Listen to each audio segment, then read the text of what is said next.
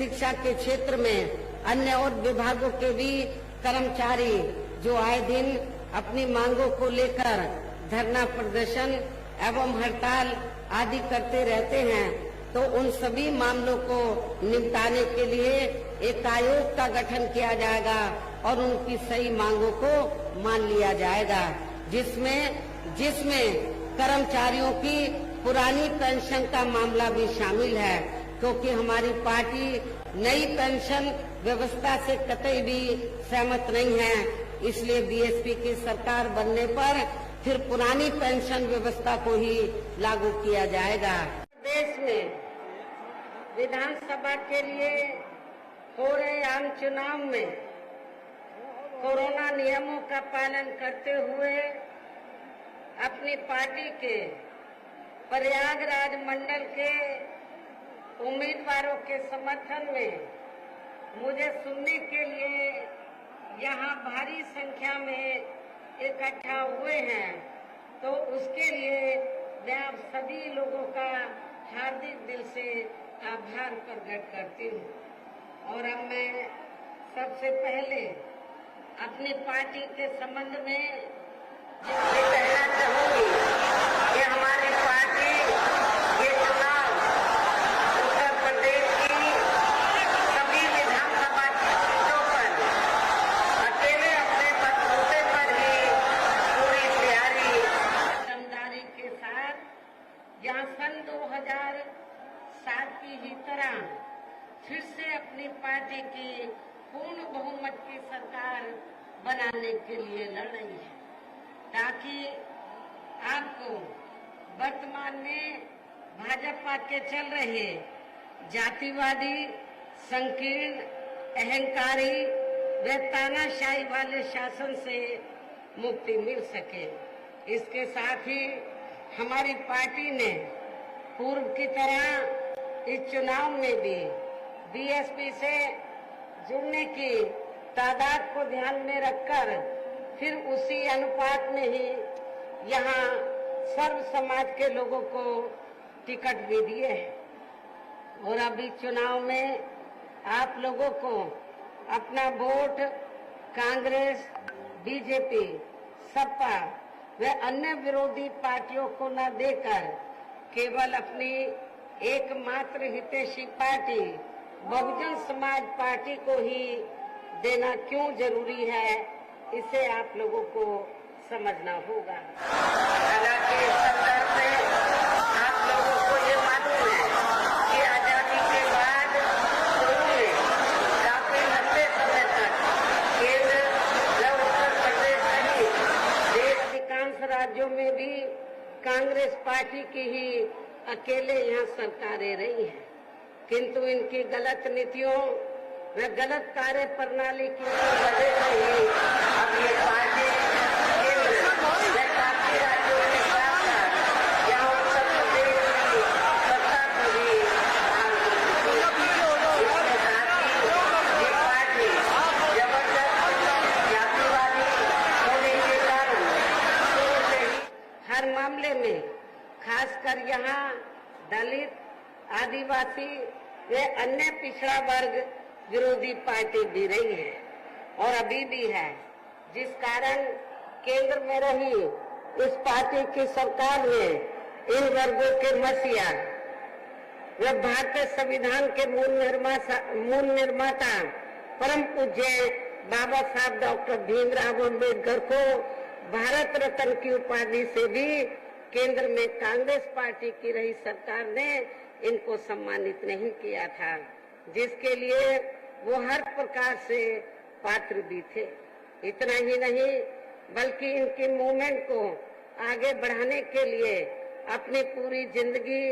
समर्पित करने वाले मान्यवर श्री कांशीराम जी के देहांत होने पर भी केंद्र में उस समय इसी कांग्रेस पार्टी की रही सरकार ने उनके सम्मान में एक दिन के लिए भी राष्ट्रीय शोक घोषित नहीं किया था, तथा न ही इस पार्टी की रही सरकार ने पिछड़े वर्ग की आरक्षण संबंधी मंडल कमीशन की रिपोर्ट को भी लागू किया था, जिससे फिर बीएसपी ने अपने कड़े संघर्ष व अथक प्रयासों से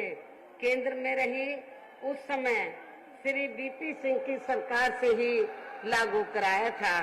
साथ ही इसी सरकार में ही बाबा साहब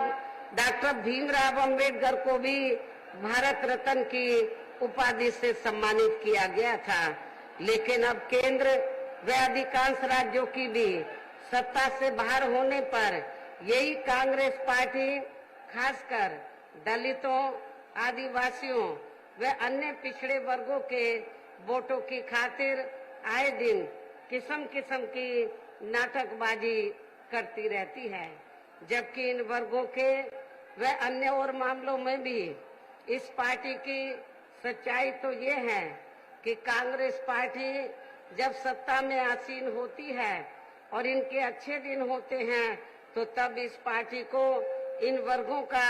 विकास व उत्थान आदि याद नहीं आता है, तथा न ही इनको महिलाओं की भी भागीदारी याद आती है। और यदि कांग्रेस पार्टी ने ये सब कुछ किया होता, वीकर सेक्शन के लिए कुछ किया होता, तो फिर हमें बीएसपी को बनाने की जरूरत नहीं पड़ती। इतना ही नहीं बल्कि इस पार्टी के बाद खासकर यहाँ सपा व बीजेपी आदि की बनी सरकार में भी यूपी की जनता अधिकांश मामलों में काफी ज्यादा दुखी रही है। सपा की सरकार में तो ज्यादातर यहाँ गुंडों, बदमाशों, माफियाओं, अराजक तत्वों व सरेआम लूट खसोट करने एवं दंगे फसाद आदि कराने वालों का ही राज था। जिसकी खास वजह से ही इस सरकार ने हमेशा यहाँ तनाव की स्थिति बनी रही है। प्रदेश में विकास के कार्य भी ज्यादातर यहाँ एक विशेष क्षेत्र व एक विशेष समुदाय के लोगों तक ही सीमित रहे हैं। खासकर दलितों एवं पिछड़े वर्गों के तथा इसके संतों, गुरुओं व महापुरुषों के आदि के प्रति तो अधिकांश हमें इनका जातिवादी रवैया ही देखने के लिए मिला है, जिसके अनेकों उदाहरण हैं। जैसे श्री अखिलेश यादव की सपा सरकार ने ही प्रदेश में एससी व एसटी का सरकारी ठेकों में आरक्षण खत्म कर दिया था, जिसकी देश में पहली बार यह व्यवस्था बीएसपी की सरकार में ही की गई थी। संसद में सपा ने एससी व एसटी का पदोन्नति में आरक्षण का बिल फाड़ दिया था तथा फिर उसे पास भी नहीं होने दिया था। साथ ही मान्य कोर्ट के निर्णय की आड़ में एससी व एसटी के कर्मचारियों का गलत तरीके से डिमोशन भी कर दिया गया। सपा सरकार ने ही एससी व एसटी के छात्रों का विदेश जाकर पढ़ाई करने की योजना को खत्म कर दिया। एससी व एसटी के छात्रों का शून्य शुल्क पर प्रवेश समाप्त कर दिया गया। इसके साथ ही इन वर्गों के छात्रों की शुल्क प्रतिपूर्ति पर 60% की बाध्यता लगाकर उनकी छात्रवृत्ति रोकने का भी काम सपा सरकार में किया गया। इसी सपा सरकार ने सरकारी भूमि आवंटन में एससी व एसटी को मिलने वाली प्राथमिकता को खत्म कर दिया गया। साथ ही यही सरकार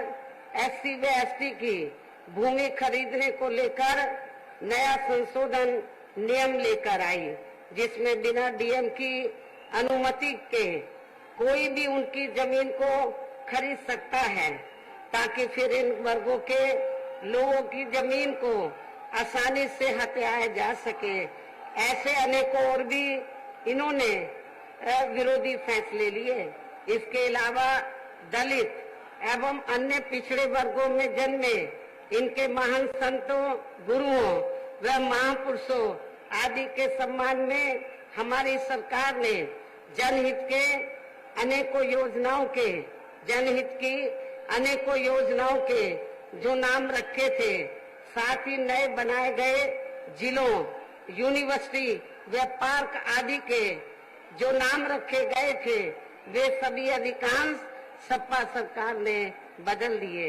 जिसके तहत ही संत रविदास जिले का नाम भी बदलकर भदोई कर दिया गया, जो आपका पड़ोसी जिला है।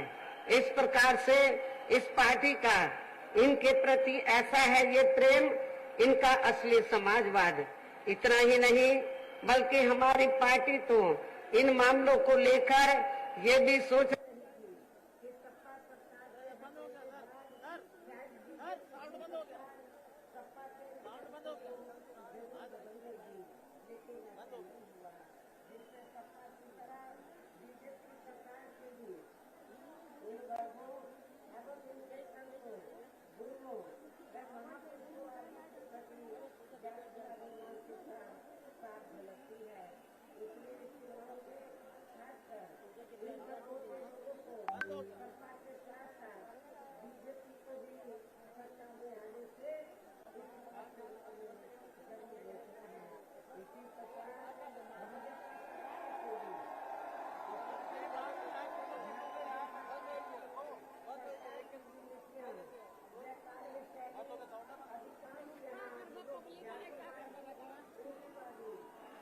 आरएसएस के